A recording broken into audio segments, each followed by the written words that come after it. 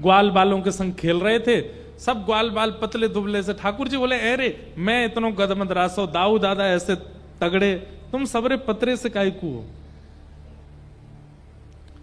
अरे लाला, तू तो राजा को लाला है, तो खावे पीवे को मिले, हम तो क्यों? तुम सबके घर में गैया हैं, हम लोग गोकुल में रहे, हर घर में जहां 100 गाय हैं उसको गोकुल कहते हैं। क्यों ना पियो दूध घी दही? अरे लाला, कंस ने कर लगा रखो, टैक्स, हर ब्रजवासी को इतनो दूध घी दही मथुरा भेजनो पड़े, नहीं अगर करेंगे तो कंस हमें मार देगो। तब ठाकुर जी ने मन में विचार किया, अभी तो ये सब लोग मेरी बात समझेंगे नहीं, पर कंस के यहां दूध घी दही जाने कैसे रुके, ये कैसे मथुरा में आवागमन बंद करवाऊं दूध घी दही का?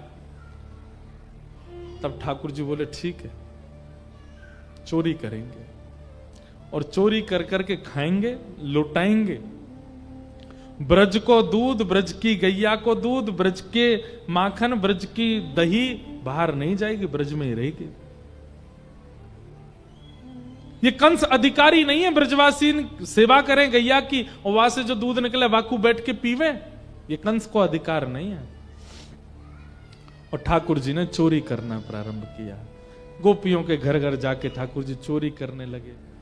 एक दिन ठाकुर जी ने यशोदा मैया की पर सास की जमाने की मटकी फोड़ दी। यशोदा मैया को इतनो गुस्सा आयो, लाल जी को पकड़ के उखल से बांध दियो। ठाकुर जी उखलते बांध दिए, मैया चली गई। ठाकुर जी खिसक खिसक करके गए, 2 वृक्ष थे एक साथ जुड़े हुए, उनके बीच से निकले, जैसे ही ने जोर लगायो दोनों वृक्ष टूट के गिर पड़े।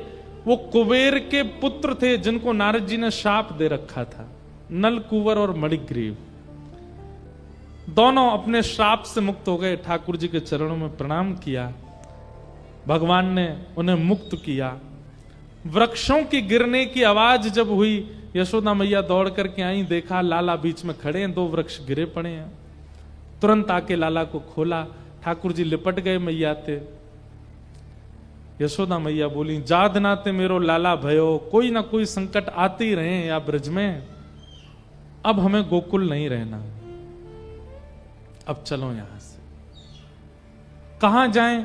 तब नंद बाबा के भैया बोले, एक नवीन वन है, वहां को नाम है वृंदावन, वहां चलो। और सब ब्रजवासियों के साथ ठाकुर जी वृंदावन आ गए। बोलो वृंदावन धाम की जय।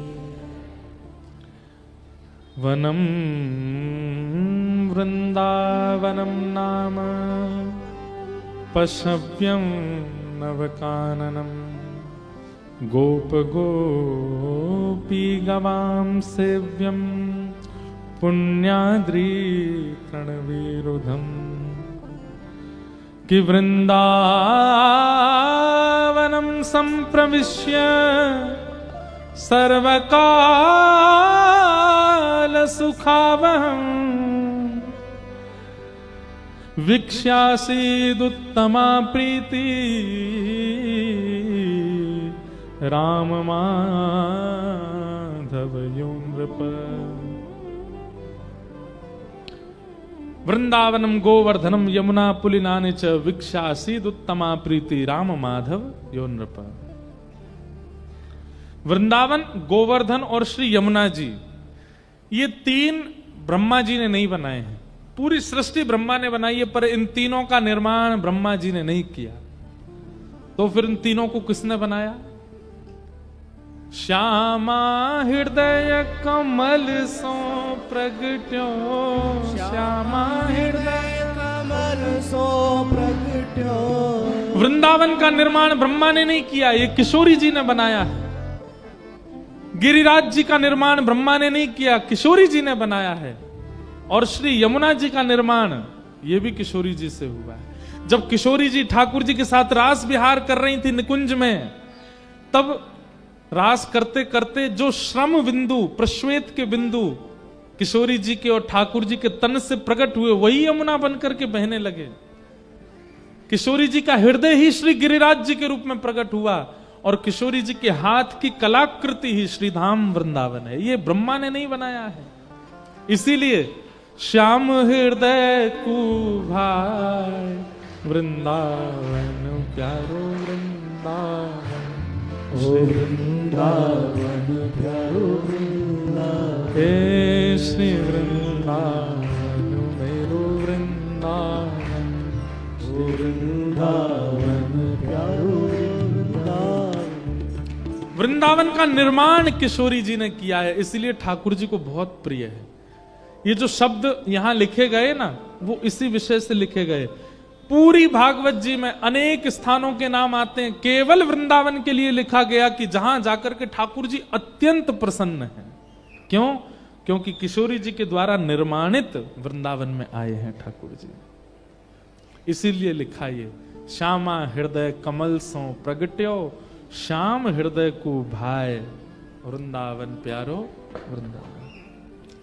वृंदावन आकर के ठाकुर जी भिन्न भिन्न लीलाएं करने लगे।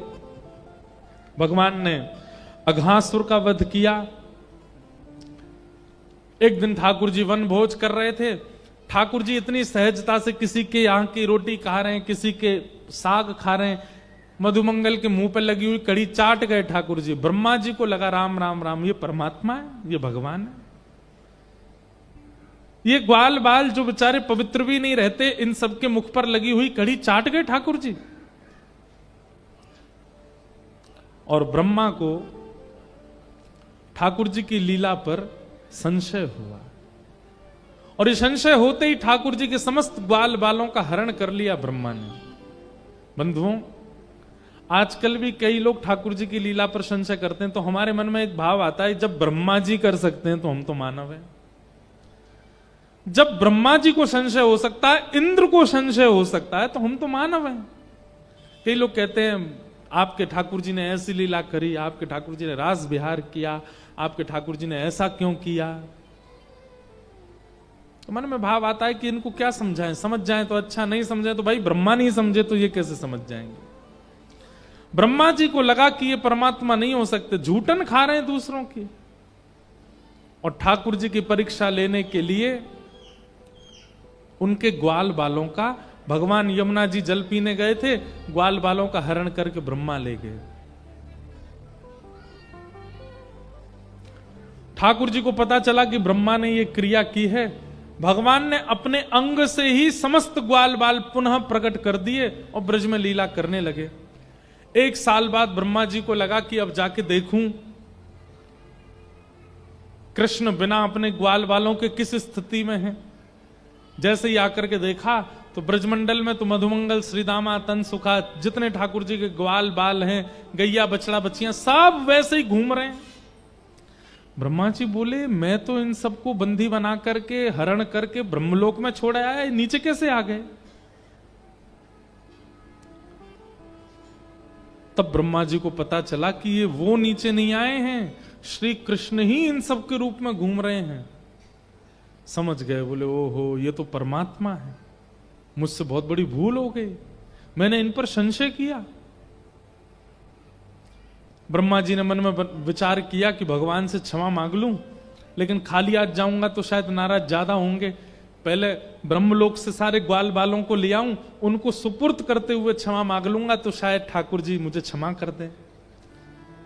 अब ब्रह्मा जी तो यहां पृथ्वी लोक पर आए हुए थे, ठाकुर जी ने ब्रह्मा जी को देख लिया कि पृथ्वी लोक पर विचरण कर रहे हैं। ठाकुर जी चले गए ब्रह्मलोक और ब्रह्मा का रूप धारण कर लिया, और ब्रह्मलोक में प्रवेश करके सबसे कह दिया, बोले हमारा एक बेलूपिया घूम रहा है नीचे, अगर वो ऊपर आवे तो उसको मार पीट के भगा देना, हमारी आज्ञा है।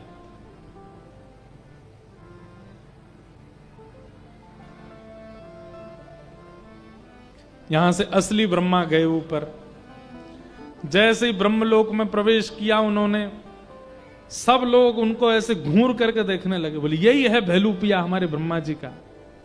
पीछे डंडा लेकर के भागे। ब्रह्मा जी बोले, ए तुम लोग क्या कर रहे हो, तुम जानते हो मैं कौन हूं, ब्रह्मा हूं मैं, मेरे ऊपर डंडा लेके आते हो। बोले भाग जाए यहां से, तू भेलूपिया हम सब जानते हैं, असली ब्रह्मा तो भीतर बैठे हैं। ब्रह्मा जी समझ गए, बोले कि जो सखाओं का दूसरा रूप धारण कर सकता है वो मेरा भी तो कर सकता है। ब्रह्मा जी ने अंत में स्वीकार किया, मैं नकली हूं, मैं बहलूपिया हूं, असली वाले एक बार दर्शन तो करा दो उनका। सब लोग लेकर के जैसे ब्रह्मा जी को भीतर गए, ब्रह्मा के सिंहासन पर साक्षात शंख चक्र गदा पद्मधारी साक्षात नारायण बैठे थे। ब्रह्मा जी ने जाकर के क्षमा मांगी, भगवान मुझसे अपराध हो गया, क्षमा कर दो। और ब्रह्मा जी ने भगवान की स्तुति गाई, लेकिन ब्रह्मा जी ने ठाकुर जी ने कोई उत्तर नहीं दिया। देखो बंधुओं, एक बात सुनिएगा, हमारे अपराध पर हमारा प्रेमी हमें डांट ले, हमें सुना ले, चलेगा, लेकिन अपराध बहुत बड़ा मानिएगा कि आपका प्रेमी मौन हो जाए, कुछ बोले ना। जब तक बोला जा रहा है, जब तक सुनाया जा रहा है, जब तक कहा जा रहा है, जब तक टोका जा रहा है, समझो अपराध दायरे में है। लेकिन जब टोकना बंद हो जाए, बोलना बंद हो जाए, डांटना बंद हो जाए, सुनाना बंद हो जाए, तो समझ जाना अपराध अपनी सीमा पार कर चुका है। यह बात उन सबके लिए है जो प्रेमी हैं ठाकुर जी के। कभी कभी हमें लगता है कि हमारे ठाकुर जी मौन हैं। सूरदास के समय पर ठाकुर जी बोलते थे, मीराबाई के समय पर बोलते थे, तुलसीदास के समय पर बोलते थे। हमारे समय पर ठाकुर जी मौन हैं, और मौन इस बात का प्रमाण है कि हमारा अपराध कितना बड़ा है। बिहारी जी क्यों नहीं बोलते, राधा रमण जी क्यों नहीं बोलते, श्री जगन्नाथ जी क्यों नहीं बोलते, द्वारिकाधीश क्यों नहीं बोलते? इस बात की चिंता होनी चाहिए हमें कि हमारा प्रेमी मौन क्यों है। डांट लीजिए, फटकार लीजिए, पीड़ा दे दीजिए, पर मौन मत रहिए।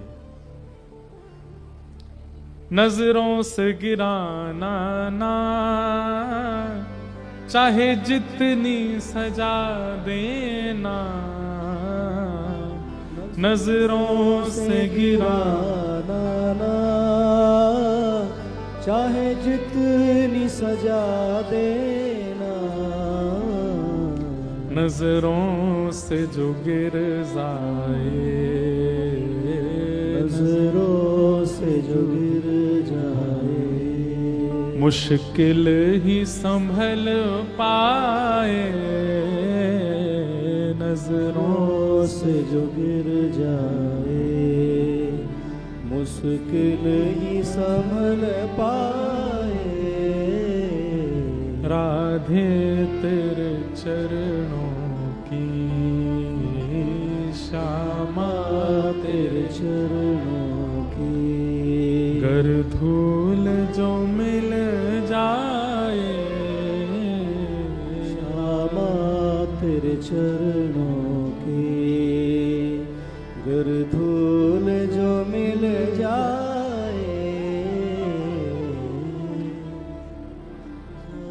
नाराज ना हो। ठाकुर जी मौन है हमसे, इस बात की हमको चिंता नहीं है बिल्कुल भी। हमारे घर के ठाकुर जी, हमारे गोपाल जी बोलते नहीं है, इस बात की चिंता है हमें।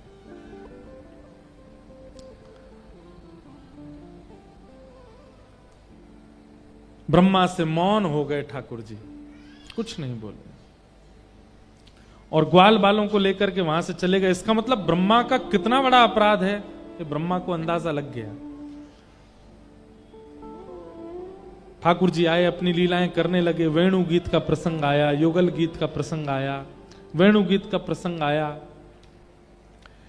कालिया नाग का मर्दन किया, सब लीलाएं सुनाई गईं। तत्पश्चात भगवान की गोवर्धन लीला प्रारंभ हुई।